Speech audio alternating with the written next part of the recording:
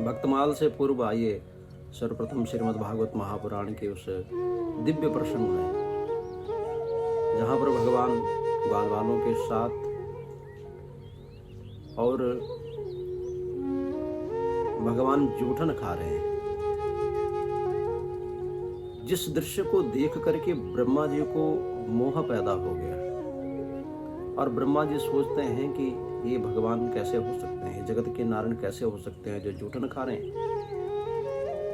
जिसके कारण ब्रह्मा जी ने भगवान की ही परीक्षा लेनी चाहिए। वेदव्यास जी महाराज ने सर्वप्रथम भागवत जी में प्रथम मंगलाचरण में ही कहा है कि जन्माद्यस्य यतोऽन्वयाद् ततश्चार्थी सविज्ञा स्वराट् तेने ब्रह्म हृदय आदि कवये मुह्यन्ति यत् सूरया तेजो वारि मृदाम यथा विनिमयो यत्रात्र सर्गो मृषा धामना स्वेन सदा निरस्तकुहकम सत्यम परम धीमहि। सच में परमात्मा एक बहुत बड़ा दिव्य रहस्य भी है।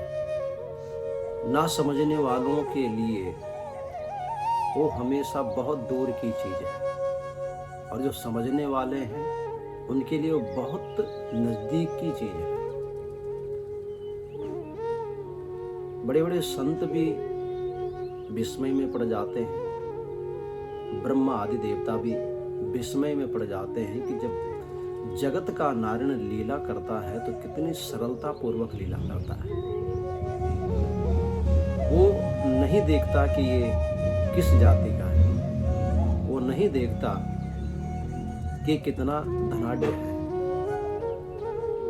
भक्ति तुष्यति केवलम न च गुणे भक्त प्रियो माधवा। भगवान मात्र अपने भक्तों की भक्ति पर रीझ करके और उन पर अपार कृपा, अहेतु की कृपा बरसाते हैं। ऐसे सरल हैं परमात्मा। उसी सरलता को देख करके ब्रह्मा जी को मोह उत्पन्न हो गया। ब्रह्मा जी सोचते हैं कि जगत के नारायण कैसे हो सकते हैं जो दूसरों का जूठा खाए। तो भगवान ने सोचा कि अगर ब्रह्मा जी को भी मोह पैदा हो गया है तो ब्रह्मा जी का मोह भंग करना भी अति आवश्यक है।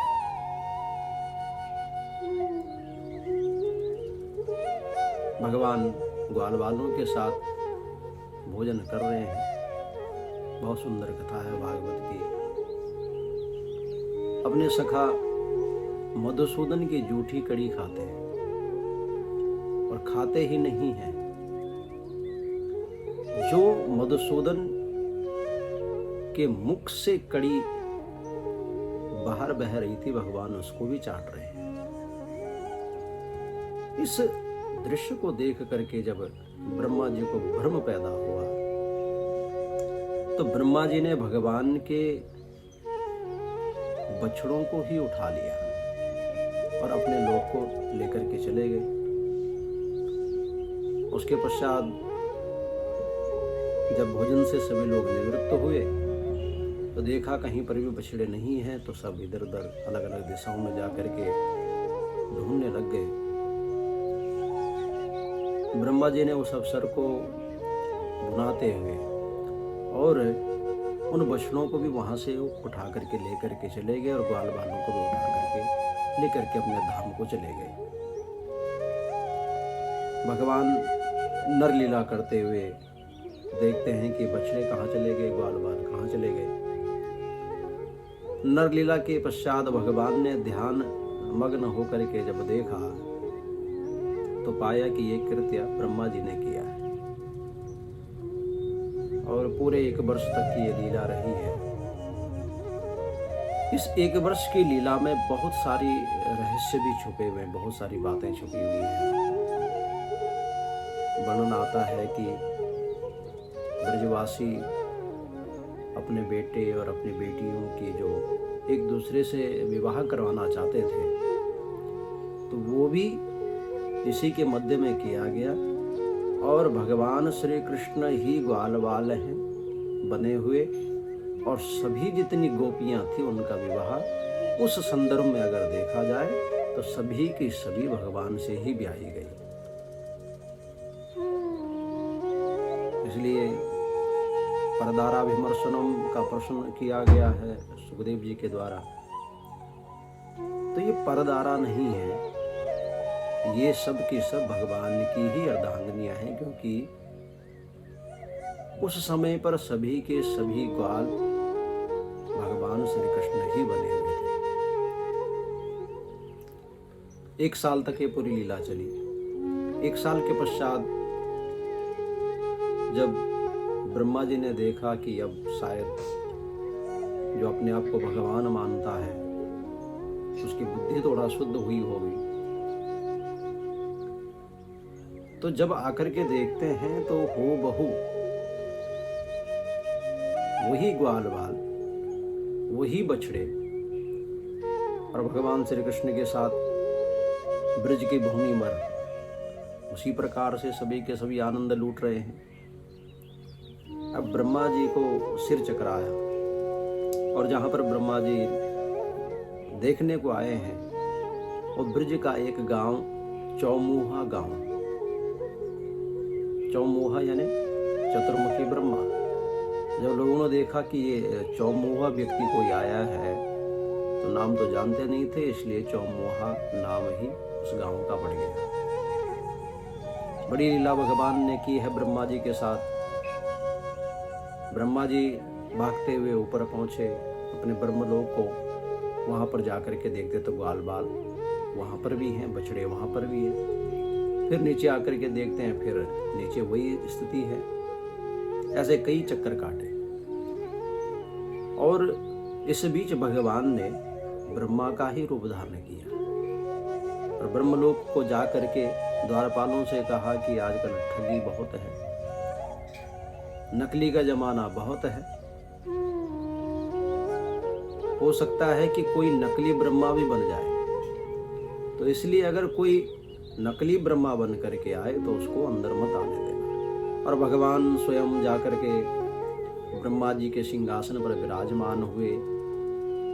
जब छटपटाते हुए, हाँफते हुए, भागते हुए ब्रह्मा जी पहुंचे हैं अपने धाम पर, तो वहां पर द्वारपालों ने ही रोक दिया और ब्रह्मा जी को अंदर जाने नहीं दिया।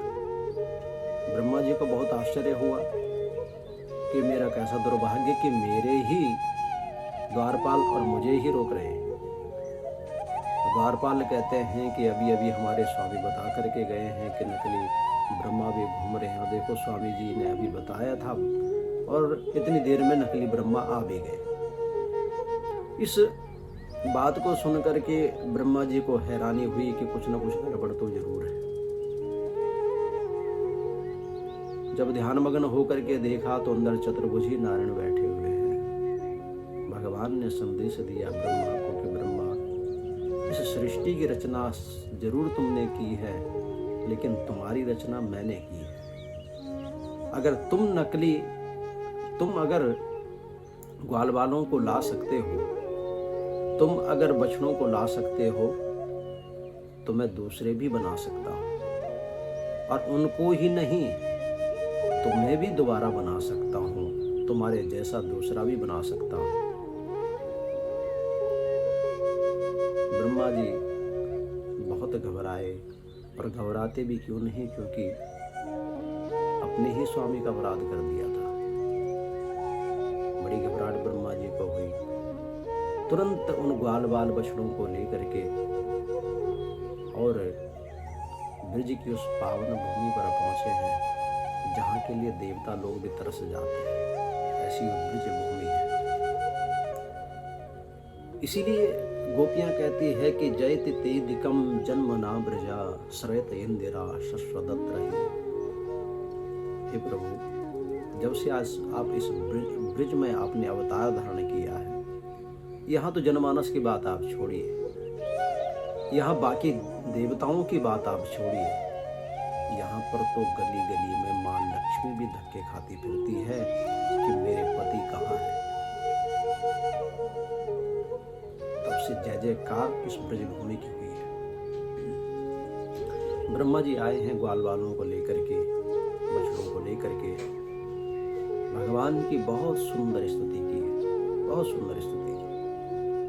नौमीडते गुरु से तरदम्बराया, इस प्रकार से 40 श्लोकों में और भगवान की बहुत सुंदर स्तुति की। जो भागवत जी की बड़ी बड़ी स्तुतियां हैं उनमें ब्रह्मा जी की भी एक ये बड़ी स्तुति है। लेकिन यहाँ पर एक आश्चर्य की बात ये हुई कि भगवान ने उन 40 श्लोकों के बदले में कोई जवाब नहीं दिया। ब्रह्मा जी को नहीं कहा कि ठीक है ब्रह्मा जी आपको क्षमा किया। भगवान मौन धारण करके बैठे रहे और ब्रह्मा जी बहुत फूट फूट करके रोए कि मेरे से बहुत बड़ा अपराध हो गया, इसलिए आप मुझे क्षमा करो। इसलिए ब्रज में ब्रह्म सरोवर भी है, क्योंकि जितने ब्रह्मा जी रोए हैं, जितनी उनके आंखों से आंसू निकले हैं, उससे एक सरोवर की उत्पत्ति हो गई।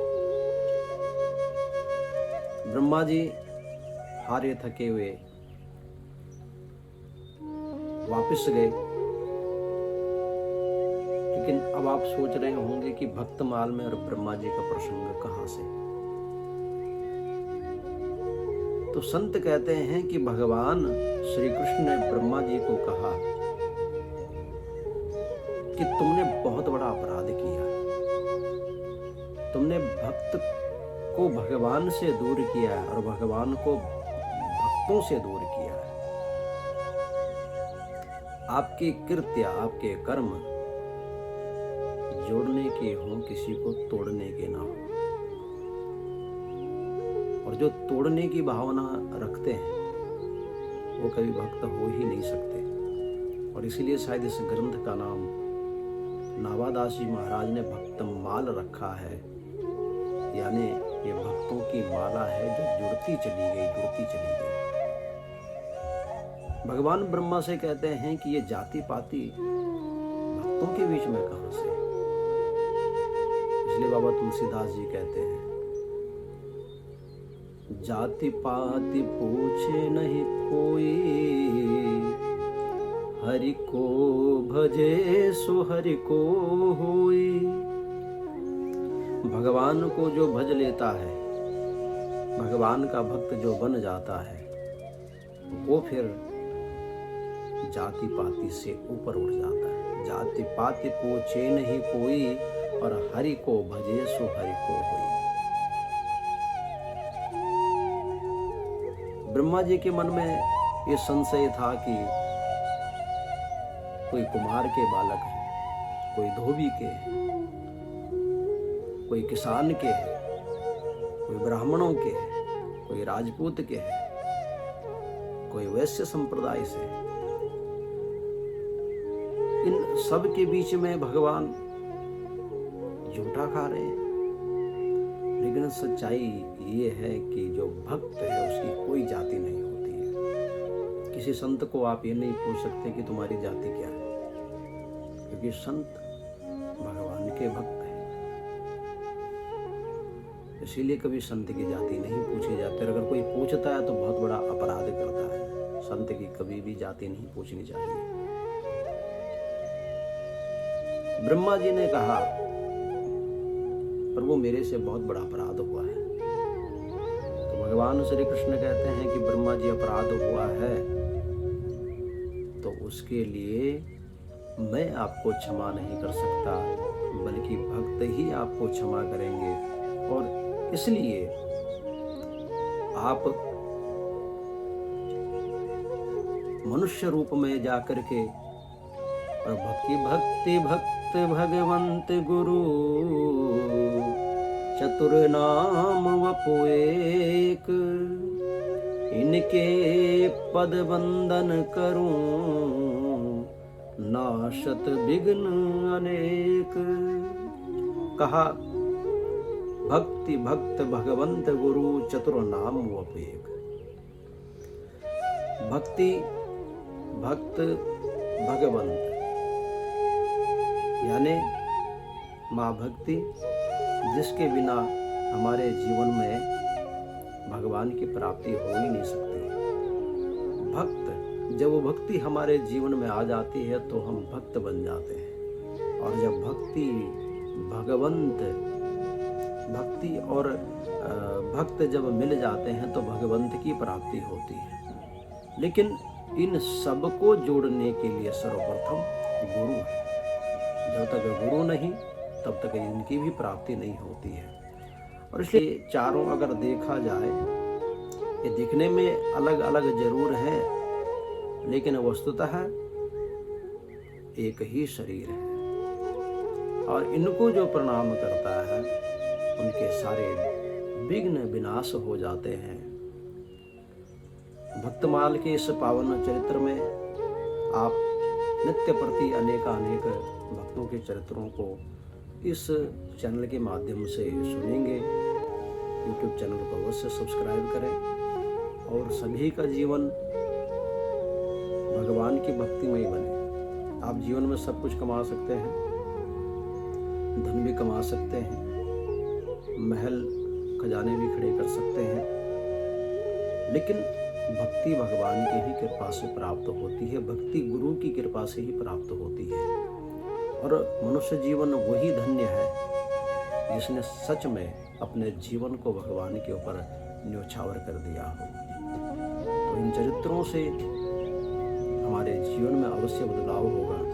तो अवश्य आप भक्त